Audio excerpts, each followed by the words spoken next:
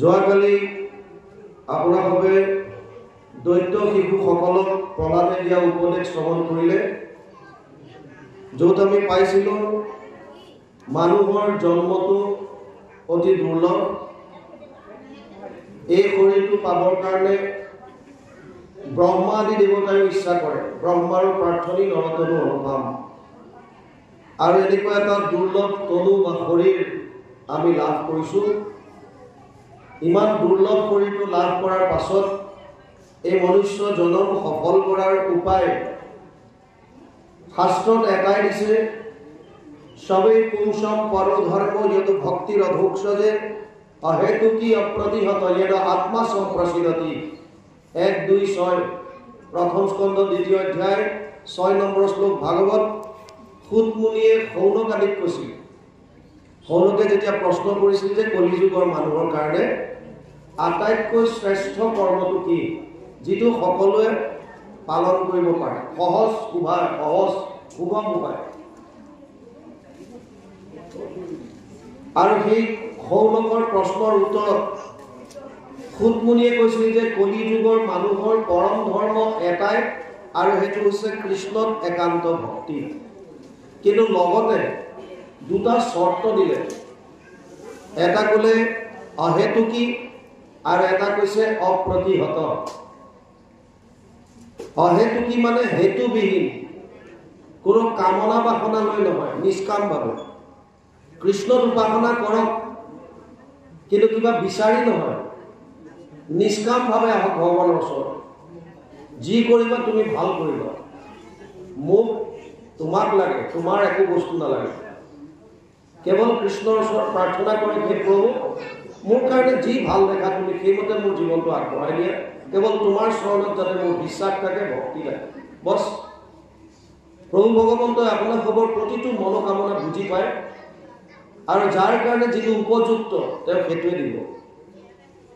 আপুনি বিচাৰি লাভ নাই। এজন মানুহ ৰাতিপুৱা খোৱাৰ পৰা উঠিছে, আৰু উঠাৰ পাছত তেওঁ ভাবিছে মই গাটো তিয়াই লৈ কিবা এমুঠি খাই অফিচলৈ যাম। গেছটো যেতিয়া অন কৰিছে দেখিছে গেছ চিলিণ্ডাৰ শেষ। তাৰ পাছত তেওঁ আহি পেলাই ভাবিছে যি হ'ল কেণ্টিনতে কিবা এটা খাম। সেইবুলি ওলাই মেলি স্কুটিখন ষ্টাৰ্ট কৰিব বিচাৰিছে, ষ্টাৰ্ট নহয়। খোজকাঢ়ি ফুটপাথেদি গ'ল, আৰু কেণ্টিনত গৈ পাইছে সেইদিনা অফিচৰ কেণ্টিনখন বন্ধ, দূৰ দূৰলৈকে দোকান পোহাৰ নাই, লঘোণে ভোকে আছে। ইফালে গৰম দিন, অৱস্থা নাই। তেওঁ এটা কনষ্ট্ৰাকশ্যন কোম্পানীত আছিলে অনাৰ হিচাপে, আৰু সেইদিনা এটা কণ্ট্ৰেক্টৰ কথা পাতিবলগীয়া আছিল। ফোনটো আহিছে, কথা পাতিব বিচাৰিছে, তেনেকুৱাতে ফোনটো হেং মাৰিছে। আল্টিমেটলি মানুহজনৰ ভগৱানৰ ওপৰত ক্ৰোধ আহিছে যে আজি মোৰ দিনটো ইমান প্ৰতিটো মুহূৰ্ততনো বেয়া হ'ব লাগে।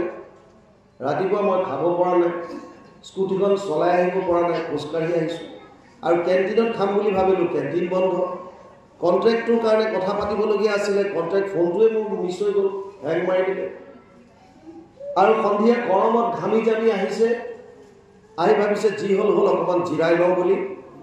ফেনৰ ছুইচটো দিছে, লাইট নাই। গতিকে মানুহটোৱে আল্টিমেটলি ভগৱানৰ প্ৰতি তেওঁৰ হৃদয়ত বেয়া ভাৱ আহিছে, গালি পাৰিছে। আৰু তেনেকৈ থাকোঁতে তেওঁ বিচনাত চিৰিমিল টোপনি আহিল।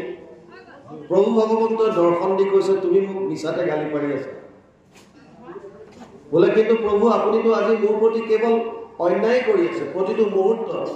বোলে নহয়, তুমি গম পোৱা নাছিলা। কেনেকুৱা? তোমাৰ চিলিণ্ডাৰটো খোলা আছিল, যদি তাত গেছ থাকিলহেঁতেন তেতিয়াহ'লে তুমি অন কৰাৰ লগে লগে গোটেই তোমাৰ জ্বলি গ'লাহেঁতেন, তোমাৰ মৃত্যু। দ্বিতীয় কথা, আজি তোমাৰ এক্সিডেণ্ট আছিল, স্কুটি লৈ যোৱা হ'লে তোমাৰ এক্সিডেণ্ট হয়। গতিকে মই স্কুটিখন বেয়া কৰাই দিলোঁ, তুমি ফুটপাথেদি খোজকাঢ়ি গ'লা, এক্সিডেণ্টৰ পৰা তোমাক বচালোঁ। কেণ্টিনত তুমি খোৱা হ'লে আজি তোমাৰ ফুড পয়জনিং হৈ পেলাই অসুস্থ হ'বলগীয়া আছিল, মই কেণ্টিনে বন্ধ কৰাই দিলোঁ। তুমি ঘৰলৈ আহি ফেনৰ ছুইচ দিছা, শ্বৰ্ট চাৰ্কিট হৈ আছে তোমাৰ। যদি কাৰেণ্ট থকা হ'লে ৱায়াৰিং গোটেই জ্বলিলেহেঁতেন, তুমি কাৰেণ্টত লাগিলা। মই তোমাক বচাবৰ কাৰণে প্ৰতিটো মুহূৰ্তত চেষ্টা কৰি আছো আৰু তুমি মুখে গালি পাৰি আছা। আমাৰো জীৱনৰ ঘটনাবিলাক তেনেকুৱা। আমি বুজি নাপাওঁ কোনটো মোৰ কাৰণে ভাল হ'ব, কোনটো মোৰ কাৰণে বেয়া হ'ব। কেৱল ঈশ্বৰক দুখ দিওঁ। ভাল কৰ্মবিলাক কৰাৰ শ্ৰেয়টো আমি লওঁ।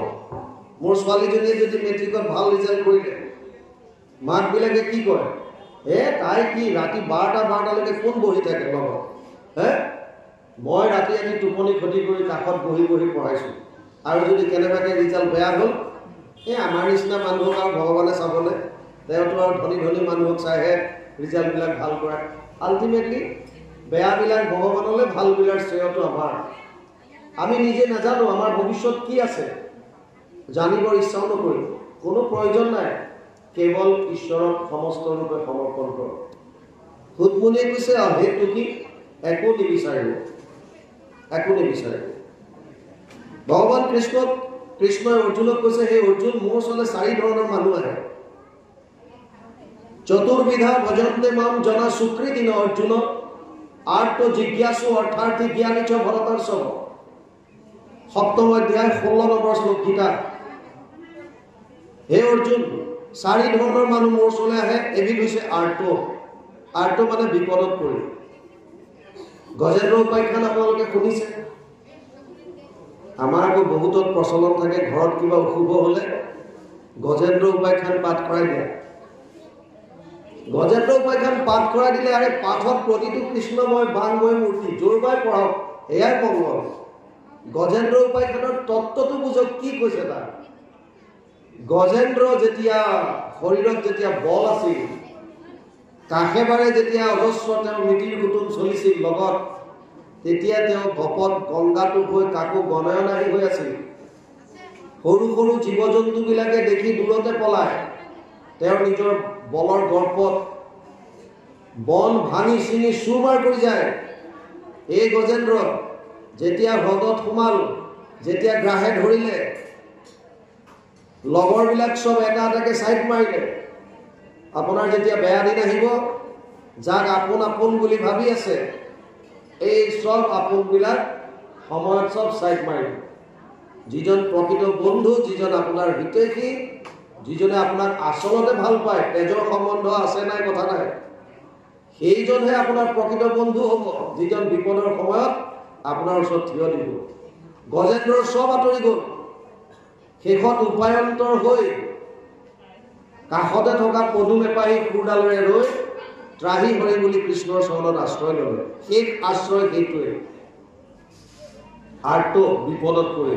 আমাৰো বহুত আছে, যিবিলাকৰ জীৱনত বেয়া দিন আহিলে ঈশ্বৰৰ নাম লয়, আৰু ভাল দিন আহিলে ঈশ্বৰৰ কথা পাহৰি যায়। জিজ্ঞাসু, জানিবৰ কাৰণে মই কোন, ক'ৰ পৰা আহিলোঁ, কি কৰা উচিত, ক'লে যাওঁ, জানিবৰ কাৰণেও কৃষ্ণৰ ওচৰলৈ যায়। কৃষ্ণক অৰ্চনা কৰে, পূজা কৰে, সেৱা কৰে। এটাই উদ্দেশ্যই, প্ৰভু মইনো ক'ৰ পৰা আহিলোঁ, মোৰ কাৰণে কৰিবলগীয়া কৰ্মটো কি, কেনেকৈ মই এই মানৱী জনক সফল কৰিব পাৰিম, মোক তুমি জানিবলৈ দিয়া। এই জিজ্ঞাসু ভাৱ লৈ আহে। এবিধ আহে অৰ্থাৰ্থী, কেৱল টকা পইচা ধন সম্পত্তি বস এইবিলাক বস্তু বিচাৰি আহে। প্ৰায়বিলাক 90% তেনেকুৱাই হ'ব। আমিও তাৰ মাজতে আছো। আৰু এবিধ আছে জ্ঞানী, যোনে বুজি পালে মই মানুহৰ জন্ম পাইছো যেতিয়া আন পশু পক্ষীতকে মই শ্ৰেষ্ঠ। কিহত? ধৰ্ম হি তেষাম অধিক বিশেষ ধৰ্মে না হীনা পশুভিৰ সমান। কেৱল ধৰ্মই শ্ৰেষ্ঠ কৰিছে। কৃষ্ণত একান্ত শৰণ আৰু ভকতৰ সংগত, তেৰাৰ লীলাসমূহৰ শ্ৰৱণ কীৰ্তন, সমস্ত জীৱৰ প্ৰতি মৈত্ৰতাৰ ভাৱ, বিষ্ণুময় ভাৱ, আৰু বিশেষভাৱে মানুহৰ প্ৰতি যদি আমাৰ ভাল ভাৱ থাকে, সকলো মনুষ্যৰ প্ৰতি, তেতিয়াহ'লে আমি এই জনমটো সফল কৰিব পাৰিম। ইয়াৰ ব্যতিৰেকে আহাৰ নিদ্ৰা ভয় মৈথুনাঞ্চ সমানমিতত পশুবিৰ নৰণম। কেৱল যদি খোৱা ভয় আৰু সংসাৰ বৃদ্ধি, এই 4টা কামেই কৰি যদি আমাৰ জীৱনটো যদি নিৰ্বাহ কৰিছোঁ, আমাৰ আৰু পশু পক্ষীৰ মাজত কোনো পাৰ্থক্য নাথাকিব। সেইকাৰণে সুতমুনিয়ে প্ৰথমটো দিছে অহেতুকী, হেতু থাকিব নালাগে। যদিও 4 ধৰণৰ ভকতৰ কথা ভগৱান কৃষ্ণই অৰ্জুনক কৈছে, আমি তাৰ ভিতৰতো নিষ্কাম হোৱাৰ কাৰণে চেষ্টা কৰিব লাগে। আৰু এবিধ হৈছে অপ্ৰতিহত, নিৰন্তৰ, কণ্টিনিউ, তেলৰ ধাৰৰ দৰে মাজত গেপ নথকা, অন্তৰহীনভাৱে কৃষ্ণৰ কথা চিন্তা কৰিব লাগে। মনটো কেৱল প্ৰভুৰ চৰণত, কৰ্ম আপোনাৰ জীৱনত যেনেকুৱা সন্মুখত আহিছে কৰি যাওক। আপোনাৰ কৰ্তব্য 100% কৰক, কিন্তু চেষ্টা কৰিব মোৰ মনটোক যাতে ঈশ্বৰময় হৈ থাকে। বেয়া কথাই তেতিয়া থিতাপি নলয়। মনটো যিমানেই আপুনি ঈশ্বৰৰ পৰা আঁতৰাব, সিমানেই মনলৈ বেয়া কথা আহিব। আমাৰবিলাকক বেয়া পথে লৈ যাব, বিভিন্ন ধৰণৰ বাটেদি। তেতিয়াই জীৱনলৈ সংঘাত আহে, বিপদ আহে। ঈশ্বৰমুখী যেতিয়া হৈ থাকিব, তেতিয়া কোনো চিন্তা কৰিবলগীয়া নাই। বেলেগ বেলেগ কথা চিন্তাই নাই, কেৱল কৃষ্ণময় হৈ থাকিব। আৰু কৃষ্ণময় হৈ থাকিলে কৃষ্ণ মানে আনন্দ, আপুনি আনন্দত থাকিব পাৰিব। সেইকাৰণে কলিযুগৰ মানুহৰ প্ৰথম আৰু প্ৰধান ধৰ্ম এটাই বুলি ভাগৱতে কৈছে, সেইটো হৈছে কৃষ্ণক একান্তকৰণ আৰু ভকতৰ সংগত তেওঁৰ লীলাসমূহৰ শ্ৰৱণ কীৰ্তন। কালি আমি আৰু শ্ৰৱণ কৰিলোঁ যে প্ৰহ্লাদে দৈত্য শিশুসকলক কৈছে, মানুহৰ জীৱনটো খন্তেকীয়া। কলিযুগৰ মানুহৰ আয়ুস হৈছে কেৱল 100 বছৰ। পুৰুষৰ আয়ু 100 বৰিষ সাক্ষাৎ, তাহাৰ অৰ্ধেক যায় বিফলে নিদ্ৰাত। আমি পাইছিলোঁ আধা শুই থাকোঁতে যায়, 20 বৰিষ যায় বালক ক্ৰীড়াত, 20 বছৰ খেলা ধূলাত গ'ল। আৰু 20 যায় জৰা অৱস্থাত, বৃদ্ধ অৱস্থাত 20 বছৰ গ'ল। জীৱা অৱশেষ আয়ু থাকয় যুৱাত, সিও কামে ক্ৰোধে লোভে যায় অজ্ঞানত। যুৱা অৱস্থাত যিকণ আয়ুস আমি পাওঁ, সিও কাম ক্ৰোধ লোভ মোহ অজ্ঞানতাত পাৰ হৈ যায়। সেইকাৰণে যিকণ সময় আমি পাওঁ শৰীৰত সামৰ্থ্য থাকোঁতেই প্ৰহ্লাদে দৈত্য শিশুসকলক কৈছে, কৃষ্ণৰ কথা চিন্তা কৰা, ভক্তি কৰা। এতিয়া ডাঙৰ কথা হৈছে সমাজত যদিও কয় ভক্তি কৰা, ভক্তি কৰা, ভক্তি মানে কি আমি কেতিয়াবা বুজিছোনে নাই? ভক্তি মানে আচলতে কি? আপুনি নামঘৰত সোমাই ঘোষা এটা পাঠ কৰি দিয়াটোৱে ভক্তি নেকি? অকণমান নাম এষাৰ গাই দিয়াটোৱে ভক্তি নেকি? নে ভক্তি মানে বেলেগ কিবা? নাৰদে কৈছে ভক্তিৰ প্ৰপাৰ সংজ্ঞাটো, ভক্তি পৰম প্ৰেম অমৃত স্বৰূপাচ স্বস্মিন পৰম প্ৰেম অমৃত স্বৰূপাচ। ভক্তি মানে পৰম প্ৰেম, প্ৰেম ভাল পোৱা, ভাল পোৱাটোৱে হৈছে ভক্তি। মই মোৰ মাক ভাল পাওঁ, মাতৃভক্তি। মই মোৰ দেউতাক ভাল পাওঁ, পিতৃভক্তি। মই দেশখনক ভাল পাওঁ, দেশভক্তি। তেনেকৈ মই কৃষ্ণক ভাল পাওঁ, কৃষ্ণ ভক্তি। ভাল পাব লাগিব। ভাল পালে কি হ'ব? আপুনি যাক ভাল পায়, ভাল পোৱা বস্তু বা ব্যক্তিটোৰ কথা, বস্তু বা ব্যক্তিজনৰ কথা 24 ঘণ্টাত বেছি সময় আমাৰ মন মগজুত ঘেৰা কৰি ৰাখে। আপোনাৰ আটাইতকৈ ভাল পোৱা বস্তু বা ব্যক্তি, বস্তু হ'ব পাৰে। আপুনি নতুনকৈ ঘৰ এটা বনাইছে, ঘৰটোৰ প্ৰেমত পৰিল, বেছিভাগ সময় দিনটো ঘৰটোৰ কথাই চিন্তা কৰি থাকিব। কোনোবাই এটা আইফোন ল'লে, সি বেছিভাগ সময় ফোনটোৰ কথাই চিন্তা কৰি থাকিব। কোনোবাই এখন গাড়ী লৈছে, বেছিভাগ সময় দিনটো গাড়ীখনৰ কথা চিন্তা কৰিব। কোনোবাই নতুনকৈ প্ৰেমত পৰিছে, প্ৰেমিকাই প্ৰেমিকৰ, প্ৰেমিকে প্ৰেমিকাৰ। কোনোবাই নতুনকৈ বিয়া কৰাইছে, গিৰিয়েকে ঘৈণীয়েকৰ, ঘৈণীয়েকে গিৰিয়েকৰ। কাৰোবাৰ ঘৰত অকণমানি সন্তান এটা হৈছে, তুলুক থানাক মাক শুনিছে।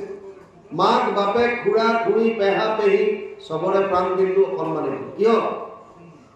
দিনটোত কেৱল যিটো ভাল পাওঁ, এই ভাল পোৱা বস্তুৱে হওক বা ব্যক্তিয়ে হওক আমাৰ মন মগজু ঘেৰাও কৰি ৰাখে। 24 ঘণ্টা সেইটো কথা আহি থাকে। এতিয়া আমাক বাৰে বাৰে শাস্ত্ৰত কৈছে কৃষ্ণৰ কথা প্ৰতি মুহূৰ্তত আনা। কৃষ্ণৰ কথা আনিবৰ কাৰণে কৃষ্ণক ভাল পাব লাগিব। কৃষ্ণক কিয় ভাল পাওঁ? বাকীবিলাকতো বস্তু বা ব্যক্তি আমাক আনন্দ দিছে বা সুখ দিছে। মই বাইক এখন লৈছোঁ, বাইকখনে মোক সুখ দিছে, গতিকে মই প্ৰেমত পৰিছোঁ, চিন্তা কৰি থাকোঁ বাইকখন। মই ঘৰ এটা বনাইছোঁ, ঘৰটোৱে মোক সুখ দিছে, ঘৰটো প্ৰেমত পৰিছোঁ। মই নতুনকৈ বিয়া কৰাইছোঁ, পত্নীগৰাকীৰ প্ৰেমত পৰিছোঁ কাৰণ মোক সুখ দিছে বুলি ভাবিছোঁ।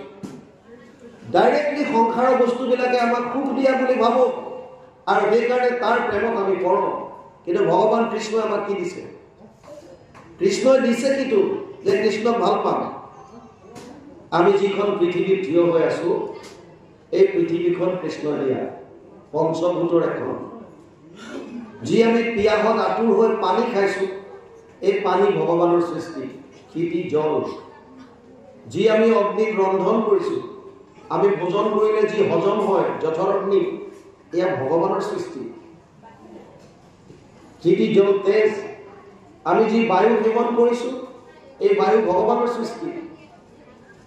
আৰু যিখন মুক্ত আকাশৰ তলত আমি থিয় হৈ আছোঁ, এয়া ভগৱানৰ সৃষ্টি। যিজনৰ অবিহনে আমাৰ অস্তিত্ব নাই। অকণমান সময় যদি আপোনাৰ নাক মুখ বন্ধ কৰি ৰাখে, বায়ু সেৱন কৰিবলৈ যদি নোৱাৰে, আপুনি ধৰ ফৰাবলৈ ধৰিব, প্ৰাণ ওলাই যাব। আৰু তেনে এজন ঈশ্বৰক আমি চিন্তা নকৰোঁ, ভাল নাপাওঁ। তাতকৈ ওপৰত উঠি আমাৰ ইন্দ্ৰিয়বিলাক সচেতন কৰি ৰাখিছে। এজন মানুহৰ যেতিয়া মৃত্যু হয়, আমি কেতিয়াবা গম পাওঁ আজি অমুক বাপজন গ'ল। আমি হাতত দাখন লৈ যাওঁ আৰু গৈ পেলাই মানুহ ঘৰত দেখা পাওঁ যে মানুহজন যোৱা নাই। চোতালত শুৱাই থৈছে, ওপৰত বগা কাপোৰ এখন দি। আৰু অথচ মানুহবিলাকে সেইজনলৈকে চাই চাই কৈ আছে, বেচেৰাটো কালি সন্ধিয়া কথা পাতিছিলোঁ, আজি পুৱাই গ'ল। আৰে গ'ল কোন? সেইজন মানুহটো তাতে পেলাই থৈছে, বগা কাপোৰ এখন দি আছে, একে হাত ভৰি নাক মুখ চব একে, কিন্তু সচেতন নহয়। আগৰ যি হাত ভৰিবিলাক লৰাব পাৰিছিল, মুখেৰে কথা ক'ব পাৰিছিল, চকুৰে চাব পাৰিছিল, কাণেৰে শুনিব পাৰিছিল, সমস্ত শক্তিকে ইন্দ্ৰিয়বিলাক আছে, কিন্তু সচেতন নহয়। যিজন ঈশ্বৰে সচেতন কৰা দেহ প্ৰাণ ইন্দ্ৰিয় জীৱক ভুঞ্জান্ত নানাবিধ বিষয়ক পৰমাত্মা বুলি তাক কহে মুনিগণ, এইটো পৰম তত্ত্ব জানিবা ৰাজন। পিপলায়নে কৈছে নিমি ৰজা। সেইজন ঈশ্বৰ, সেইজন পৰমাত্মা, যিজনে আমাৰ ইন্দ্ৰিয়বিলাক সচেতন কৰি ৰাখিছে। গতিকে সেইজনক আমি ভাল পাবলৈ শিকিব লাগে, সেইজনক। সেইকাৰণে প্ৰহ্লাদে ক'লে বিষ্ণুৰ চৰণ স্মৰণত কৰে পুৰুষৰ লাভ নাই। সেইজন ঈশ্বৰৰ চৰণ স্মৰণ কৰাৰ বাহিৰে পুৰুষৰ লাভ নাই। গতিকে মানুহৰ জনম সফল কৰাৰ কাৰণে কেৱল কৃষ্ণত একান্ত শৰণ আৰু ভগতৰ লগত তেওঁৰ চৰিত্ৰৰ শ্ৰৱণ কীৰ্তন, লগতে সমস্ত জীৱৰ প্ৰতি মৈত্ৰতাৰ ভাৱ, এয়া প্ৰহ্লাদৰ উপদেশ কালি আমি পালোঁ। আজি আহিছে একাদশ স্কন্ধ। একাদশ স্কন্ধৰ লক্ষণ হৈছে মুক্তি। মুক্তি কাক লাগে? যিবিলাক বান্ধনত থাকে। মুক্তি কিহৰ পৰা? বন্ধনৰ পৰা মুক্তি হ'ব লাগে। মুক্তিটো ক'বলৈ প্ৰয়োজন কি? প্ৰথম কথা, আপুনি বান্ধনত আছে নে নাই, এই কথাটো আগতে বুজিব লাগে। মই যদি বান্ধনত নাই, মোক মুক্তি কেলে লাগে? মই বান্ধনত আছো যদি কিহৰ বান্ধন এইটো? মইতো দেখাত মোৰ শৰীৰত কোনো বান্ধন নাই, য'ত মন গৈছে গৈছো, ঘূৰি ফুৰিছো। এইটোত মোক মুক্তি কিহৰ পৰা লাগে? মুক্তি জীৱৰ যিটো বান্ধন, সেইটো হৈছে জন্ম মৃত্যুৰ চক্ৰ। জীৱই নিজৰ কৰ্ম অনুসাৰে এই 84 লাখ জনীত যিটো ভ্ৰমণ কৰিছে, ইয়াৰ পৰা মুক্তি লাগে। জীৱক মুক্তি লাগে যিবিলাক কামনা বাসনা আমাৰ মনৰ মাজত সোমাই আছে, ইয়াৰ পৰা মুক্তি লাগে। জীৱই মুক্তি কেনেকৈ পাব, তাৰ কাৰণে একাদশ স্কন্ধত বৰ্ণনা কৰিছে। আৰু কৃষ্ণ উদ্ধৱ সংবাদ আমি এতিয়া পাম। আপোনালোকে জানে ভগৱান কৃষ্ণই মূল 3টা কাৰণত অৱতাৰ লয়। পৰিত্ৰাণায় সাধুনাম বিনাশায় চ দুষ্কৃতাম ধৰ্ম সংস্থাপনাৰ্থায় সম্ভৱামি যুগে যুগে। 4ৰ্থ অধ্যায় 8 নম্বৰ শ্লোক গীতা। 3টা মূল কাৰণ। পৰিত্ৰাণায় সাধুনাম, সাধুসকলক ভকতসকলক ৰক্ষা কৰিবলৈ। বিনাশায় চ দুষ্কৃতাম, দুষ্কৃতিকাৰীক নাশ কৰিবলৈ। ধৰ্ম সংস্থাপনাৰ্থায়, ধৰ্ম পুনৰ সংস্থাপন কৰিবলৈ। 3টা মুখ্য কাৰণত ভগৱানৰ অৱতাৰ। আৰু দ্বাপৰত আমি জানো প্ৰভু ভগৱন্তই অৱতাৰ ল'লে। মেইনলি আহিছিলে দ্বাপৰত ভূমিভাৰ হৰণ কৰিবৰ কাৰণে। ৰাসত আপোনালোকে দেখে কেনেকৈ বসুমতী ক্ৰন্দন কৰি কৰি ব্ৰহ্মাৰ ওচৰলৈ যায়। ব্ৰহ্মাই ক্ষীৰ নদী পাৰত যায় প্ৰভু নাৰায়ণৰ তেওঁ স্তুতি কৰে আৰু ভগৱন্তই ব্ৰহ্মাক আদেশো দিয়ে যে হ'ব মই অৱতাৰ ল'ম বসুদেৱৰ ঔৰসত দৈৱকীৰ গৰ্ভত কৃষ্ণৰূপে মই আহিম আৰু মোৰ দাদা হিচাপে অনন্ত আহিব বলৰাম হিচাপে দেৱতাসকলক নিজ নিজ স্থানত অৱতাৰ হ'বলৈ দিয়া ভগৱান কৃষ্ণ অৱতাৰ লৈ 18 অক্ষৌহিণী সেনা কৰি 17 বাৰ জৰাসন্ধৰ সেনা বধ কৰিলে এক অক্ষৌহিণীত 2,18,700 সেনা থাকে এনেকৈ 18 অক্ষৌহিণী 17 বাৰ জৰাসন্ধৰ আৰু কুৰুক্ষেত্ৰ যুদ্ধটো 18 অক্ষৌহিণী এইবিলাক বধ কৰাৰ পাছতো ভাবিলে যে মই মোৰ নিজৰ যদুকুল যদি ধ্বংস নকৰোঁ তেতিয়াহ'লে যদুকুলৰ দৰ্পত বা গৰ্বত এই ধৰণী একেই কষ্ট পাব আৰু সেইকাৰণে তেওঁ বিপ্ৰ সাপ দি যদুবংশ ধ্বংস কৰাৰ প্লান কৰিলে আৰু বিপ্ৰই সাপ দিলে আপোনালোকে জানে কাহিনীটো নিশ্চয় যমুনাৰ পাৰত কিছু ঋষিমুনি একত্ৰিত হৈছিল তালৈ কৃষ্ণৰ পুত্ৰ জাম্বৱতী পুত শাম্ব লগতে আন আন পুত্ৰসকলৰ লগত নদীৰ পাৰলৈ গৈছিল শাম্বক এগৰাকী নাৰীৰ দৰে সজাই পৰাই গৰ্ভৱতী মহিলাৰ দৰে পেটত কাপোৰ ভৰাই গৰ্ভৱতী মহিলা সজাই ঋষিসকলৰ ওচৰলৈ লৈ গৈছিল দীঘলকৈ উৰণি টানি আৰু গৈ পেলাই নগৰখিনিয়ে ঋষিসকলক সুধিছিল এই ঋষি সমস্ত এইগৰাকী নাৰী অতি লজ্জাৱতী তেওঁ জানিব বিচাৰিছে তেওঁৰ গৰ্ভত ল'ৰা আছে নে ছোৱালী আছে কি জন্ম হ'ব ঋষিসকল লগে লগে ধ্যানত বহি গম পালে যে এওঁলোকে আমাক উপালম্ভ কৰিছে ঠাট্টা কৰিছে তেওঁলোকৰ ক্ৰোধ আহিল আৰু ক'লে খুদ কৃষ্ণৰ বংশৰ হৈ তহঁতে ঋষিক নেগলেক্ট কৰিবলৈ আহিছোঁ ঠাট্টা কৰিবলৈ আহিছোঁ যা অভিশাপ দিলোঁ এই গৰ্ভৰ পৰা যিয়েই জন্ম নহওক তহঁতৰ যদুকুলৰ ধ্বংসৰ কাৰণ হ'ব আৰু লগে লগে এই শাম্ব ইত্যাদি কৰি যুৱককেইজনে ভয় খালে কাপোৰবিলাক খুলি চালে তাত দেখিলে নাঙলৰ ফাল এচটা মুখল লগে লগে উগ্ৰসেনক গৈ দিলেগৈ উগ্ৰসেনে কমাৰ মতাই আনি ঘঁহি ঘঁহি লোহা চটা গুৰি কৰি পেলালে শেষৰ টুকুৰাটো সাগৰত পেলাই দিলে এই সাগৰত পৰা টুকুৰাটো মাছ এটাই খালে তাক আকৌ ব্যাধে পালে ব্যাধে মাছৰ পেট ফালোতে দেখিলে টুকুৰাটো আৰু এপাত কাঁড়ৰ আগত লগাই ল'লে বাকী গুড়াবিলাক গৈ প্ৰভাৱ ক্ষেত্ৰত মাধুৰী বন হৈ পেলাই জন্মিলে আৰু ইয়াৰ পাছত উদ্ধৱে কথাটো এতিয়া গম পাইছে যে ভগৱান কৃষ্ণ এইবিলাক চব লীলা কৰি আছে আল্টিমেটলি পৃথিৱী এৰি পেলাই বৈকুণ্ঠলৈ গতি কৰিব তেওঁ এক নিৰ্জন স্থানত বিৰল স্থানত প্ৰভু ভগৱন্তৰ চৰণ স্পৰ্শ কৰি প্ৰশ্ন কৰিলে প্ৰথম তদ বিয়োগেনতে ভক্তম কথম স্থায়সন্তি ভূতলে নিৰ্গুণ উপাসনে কষ্টম অত কিঞ্চিত বিচাৰায় হে প্ৰভু তুমি যে কৈছা তুমি গুচি যাবা বৈকুণ্ঠলৈ তুমি যদি গুচি যোৱা তোমাৰ ভকতসকলে কি কৰিব নিৰ্গুণ উপাসনে কষ্টম অত কিঞ্চিত বিচাৰায় নিৰ্গুণ নিৰাকাৰ ব্ৰহ্মক কেনেকৈ উপাসনা কৰিব এইকাৰণে কিবা উপায় দি যোৱা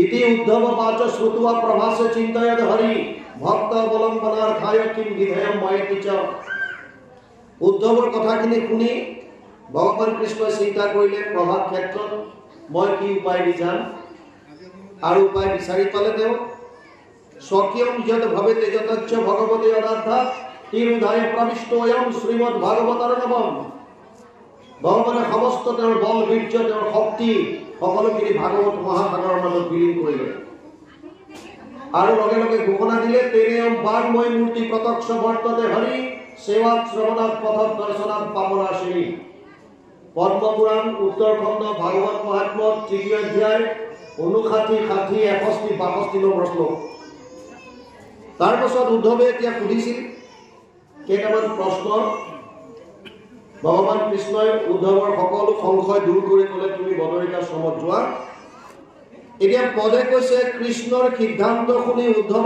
মহন্ত কৰি কৰজোৰ পুনৰপি কুশীলন্ত নমো নমো কৃষ্ণ কহিউক কৃপাময় তুমি বিনে কোনে মোৰ চেৰিবে সংশয় কৃষ্ণৰ কথাখিনি শুনাৰ পাছতো উদ্ধৱে কৈছে হে প্ৰভু তোমাৰ বাহিৰে আৰু মোৰ মনৰ সংশয় দূৰ কৰিব পৰা কোন আছে?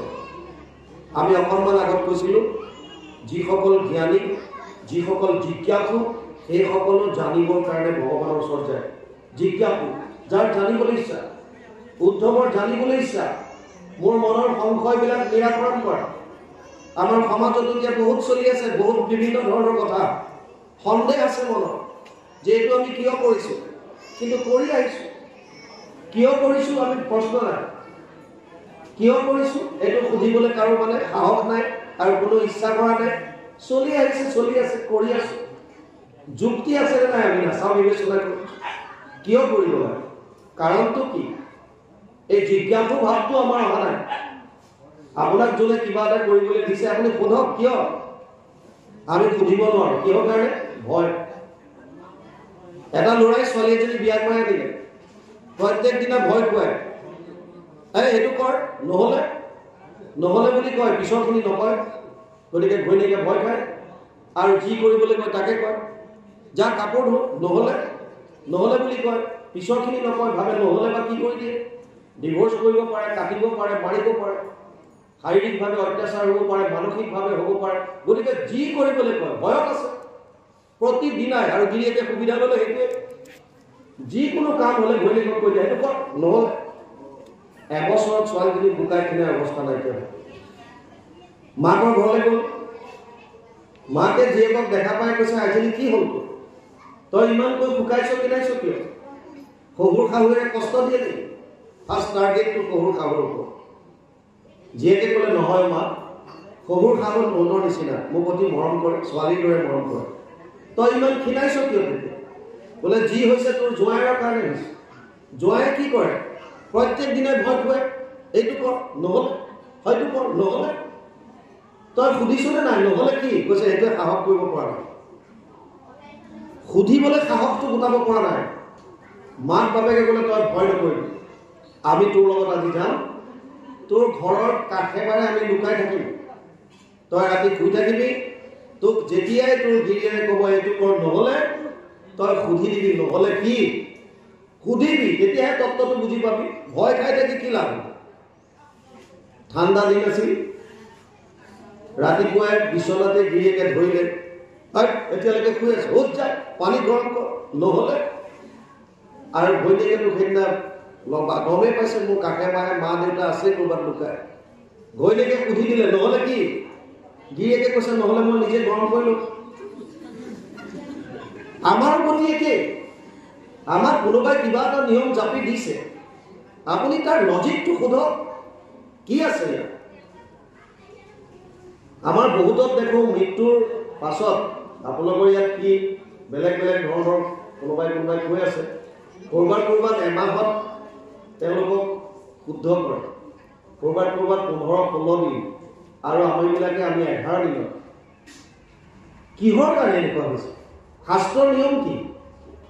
কিমান দিনত, মৃত্যুৰ পাছত কিমান দিনলৈকে থাকিব পাৰে?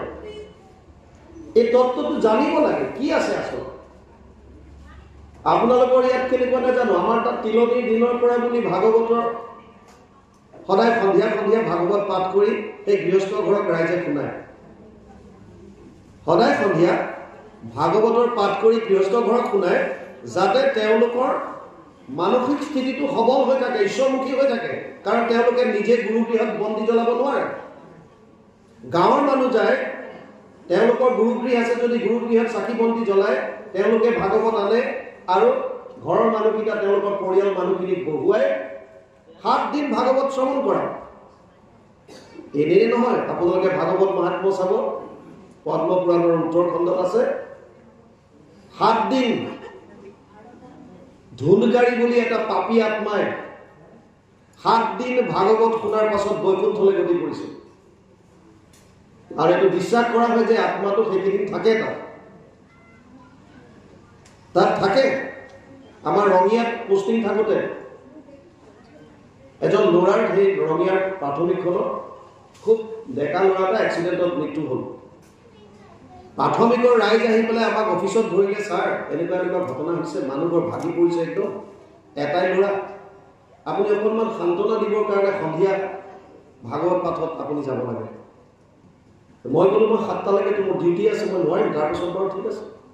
এনেকুৱা কথা যেতিয়া মই যাম, ডিউটি সামৰি পেলাই মই গ'লো, তাত পাঠ হৈছে, মোৰ লগত এজনে পাঠ কৰি আছে, আমি ব্যাখ্যা কৰি আছোঁ। হঠাৎ আইতাকজনীয়ে বাবু বাবু বুলি চিঞৰি উঠি, বাবু বাবু ধৰ ধৰ। মই ক'লো কোন বাবু, কোন আইতা? কৈছে ল'ৰাটো, মোৰ নাতি। ক'ত আছিল? এই কথা বহি শুনি আছিল, যিজন মৃত্যু হ'ল। মই বোলো আপুনি টোপনি গৈছিল নেকি? বোলে নাই যোৱা বোপাই, তুমি যি যি কৈছা মোক সোধা, মই চব কৰোঁ। ই এইকণতে বহি শুনি আছিলে, মই তাক ধৰিবলৈ যাওঁতে নাইকিয়া হৈ গ'ল।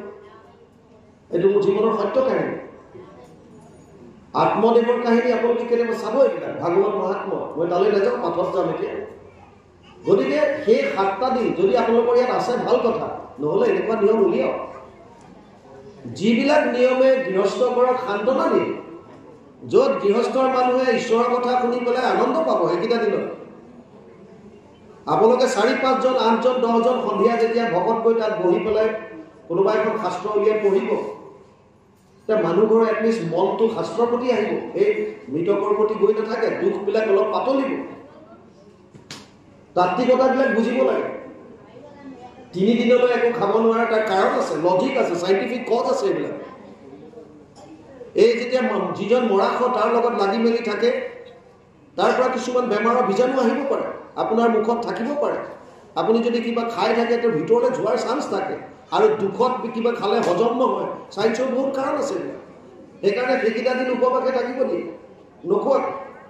তাৰপাছত লাইট দিয়ে, দিনৰ সাজত তুমি ফলাহাৰ কিবা ভোজন কৰিবা, সন্ধিয়া খালেও সিদ্ধ অকণমান বইল।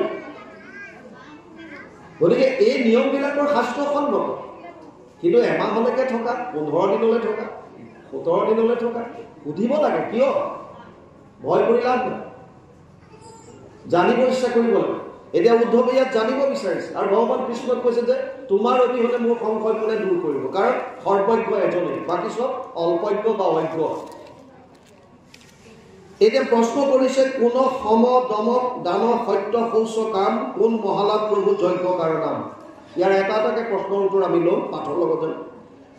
কাৰ নাম সৌৰ্য কোন গুণে সুমণ্ডিত, কাৰ নাম মূৰ্খ কাক বুলিও পণ্ডিত, কাক বুলি বন্ধু দিন দুখী কুঞ্জন, কাৰ নাম সুৰ কাক বুলি মহাধন। সম দম দান সত্য শৌচ কাম, এইবিলাক কোন কি বস্তু? তাৰপিছত কৈছে সৌৰ্য, মূৰ্খ কাক কয়, পণ্ডিত কাক কয়, বন্ধু কোন, দিন দুখী কোনজন, সুৰ কাক কয়, মহাধন কোনটো, পন্থ কি, বিপন্থ কি, সুখ কি, দুখ কি, স্বৰ্গ কি, নৰক কি, কাক গৃহ বুলি কয়। এই গোটেই কথাখিনি ইয়াত প্ৰশ্ন কৰিছে। কোন বা ঈশ্বৰ, অনিশ্বৰ কোন প্ৰাণী, কহি কোৱা মাত বিচাৰি চক্ৰপাণী। কিয়? আপুনি সৰ্বজ্ঞ জগতৰ অন্তৰ্যামী। মই অলপ আগত কৈছো, সৰ্বজ্ঞ এজনেই, আমি কোৱা কথা নহয়, ভাগৱতে কৈ আছে। কি ক'লে উদ্ধৱে? আপুনি সৰ্বজ্ঞ জগতৰ অন্তৰ্যামী। প্ৰত্যেকজনৰ শৰীৰত কৃষ্ণ বিৰাজমান হৈ আছে। আপুনি শুনক, এজন মানুহে এটা পেৰাত বহি ভিক্ষা খোজে। পেৰা বুজি পাইছে? পেৰা কাঠৰ বাকচ, মস্ত কাঠৰ বাকচ, তাৰ ওপৰত বহি সদায় ভিক্ষা খোজে। আৰু যোনে পাৰে 5 টকা 10 টকা 2 টকা 1 টকা দি যায়।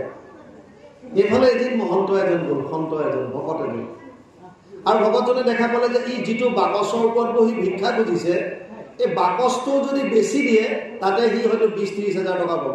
ইমান কাৰিকৰী কৰা আছে, পূৰ্বপুৰুষৰ পৰা চলি আহিছে। তাক সুধিলে যে তই যে এই যে পেৰাটোৰ ওপৰত বহি ভিক্ষা খুজি আছ, ইয়াৰ ভিতৰত আছে কি বাৰু, সেইটো জানো নাই? কৈছে মই নাজানো, তলা এটা মৰা আছে খালি। ইয়াৰ চাবিটো কাৰ হাতত আছে? বোলে আছে মোৰ হাতত। তই খোলা নাই? বোলে নাই খোলা। কিয়? এইটো আমাৰ পৰম্পৰা। মোৰ ককায়ে এই পেৰাটোৰ ওপৰত বহি ভিক্ষা খুজিছিল, মোৰ দেউতাই এই পেৰাটোৰ ওপৰত বহি ভিক্ষা খুজিছিল, ময়ো ইয়াৰ ওপৰতে বহি ভিক্ষা খুজিছোঁ, মোৰ ল'ৰাক মই চাবি দি যাম, সিও ইয়াতে বহি ভিক্ষা খুজিব। এইটো আমাৰ পৰিয়ালৰ পৰম্পৰা। হয় নেকি? কি আছে চাওক। বোলে মই নাচাওঁ, আজিলৈকে মোৰ ককায়ে খুলি চোৱা নাই, মোৰ দেউতাই খুলি চোৱা নাই, ময়ো নাচাওঁ, মোৰ ল'ৰাকো মানা কৰোঁ। ভকতজনে ক'লে এবাৰ খুলি চা, তই কাকো দিব নালাগে নহয় একো। পেৰাটোৰ ভিতৰত তোৰ নিজৰ সম্পত্তি কি আছে এবাৰ ভিতৰলৈ ঝাঁকি চা। তোৰ নিজৰ থকা বস্তুটো এবাৰ নিজে বুজি ল কি আছে। যেতিয়া ভকতৰ আগমন হয় অথলে কেতিয়াও নাযায়। এইটো বৰ ডাঙৰ কথা। ভকতৰ আগমন অথলে কেতিয়াও নাযায়। আপোনালোকে এইটো নোট কৰি থওক। দৰ্শন পোৱাটো অতি দুৰ্লভ। 3টা দুৰ্লভ বস্তুৰ ভিতৰত এটা ভকতৰ দৰ্শন পোৱা। দুৰ্লভম ত্ৰয়মেৱাত দেৱানুগ্ৰহকাৰকম মনুষ্যত্ব মুমুক্ষত্ব মহাপুৰুষ সংশ্ৰয়া। 3টা দুৰ্লভ বস্তু। প্ৰথমটো কৈছে মনুষ্যত্ব প্ৰাপ্তি, দ্বিতীয়টো কৈছে ঈশ্বৰমুখী হোৱা, আৰু তৃতীয়টো হৈছে ভকতৰ দৰ্শন পোৱা। 3টা বস্তু দুৰ্লভ, আৰু এই 3টা বস্তু আমি এনেকৈ লগ পাওঁ। কিমান আমি ভাগ্যৱান, কিমান ভাগ্যৱান। ভকতে ক'লে যে খুব এইটো খুলিছা কি আছে। তই কাকো একো দিব নালাগে, তোৰ নিজৰ বস্তু আকৌ তলা মাৰি থৈ দিবি। এবাৰ বুজি তোলো আছে কি খোল। আৰু যেতিয়া ভকতজনে ক'লে, ভিক্ষাৰীজনে পেৰাটোৰ তলাটো খুলিলে আৰু খুলি পেলাই দেখিলে যে তাৰ ভিতৰত অজস্ৰ ধন সোণেৰে ভৰি আছে। 3টা 4টা জেনেৰেশ্যন কিমানৰ পৰা তাত সোমাই আছে ঠিক নাই। তাৰ পাছত এতিয়া ভিক্ষাৰীটোৱে ভিক্ষা খুজিবনে নাই? যেতিয়া গম পালে মই ইমান ধন টকা পইচাৰ মালিক, তাৰপিছত ভিক্ষা খুজিব নেকি? নোখোজে। কিয়? গম পালে মই ইমান টকা পইচাৰ মালিক। আমাৰ গতি একেই। ইয়াৰ ভিতৰত এজন সৰ্বজ্ঞ বহি আছে, সৰ্বশক্তিমান বহি আছে। সেইজনক জানিবলৈ নকৰি নিজৰ পেৰাটো নুখুলি আমি য'ত ত'ত গৈ পেলাই হাত পাতি আছো, মোক অমুকটো দে, মোক তমুকটো দে। লাভ কি? সৰ্বশক্তিমান ঈশ্বৰ আপোনাৰ হৃদয়ত বিৰাজমান হৈ আছে। যি লাগে ইয়াক পাব। মনটো শুদ্ধ কৰক খালি বছ। মনটো শুদ্ধ কৰক, মনৰ ভাৱ শুদ্ধ কৰক। তেওঁ সৰ্বজ্ঞ, সৰ্বব্যাপ্তমান, সৰ্বশক্তিমান, সৰ্বাশ্ৰয়ী, চব আছে ঈশ্বৰ। ইয়াক উদ্ধৱে কৈছে, আপুনি সৰ্বজ্ঞ জগতৰে অন্তৰ্যামী, তোমাতো পুচিবে কিবা নজানো আমি। তাক প্ৰভু ভালমতে কহিও আমাক, কৰো হেৰা চৰণত কৰি প্ৰণিপাত। যিকেইটা প্ৰশ্ন সুধিলে এই প্ৰশ্নকেইটাৰ এতিয়া উত্তৰ বিচাৰিছে। আমি পদৰ লগে লগে অকমান অকমানকৈ আগবাঢ়িম। কৃষ্ণ।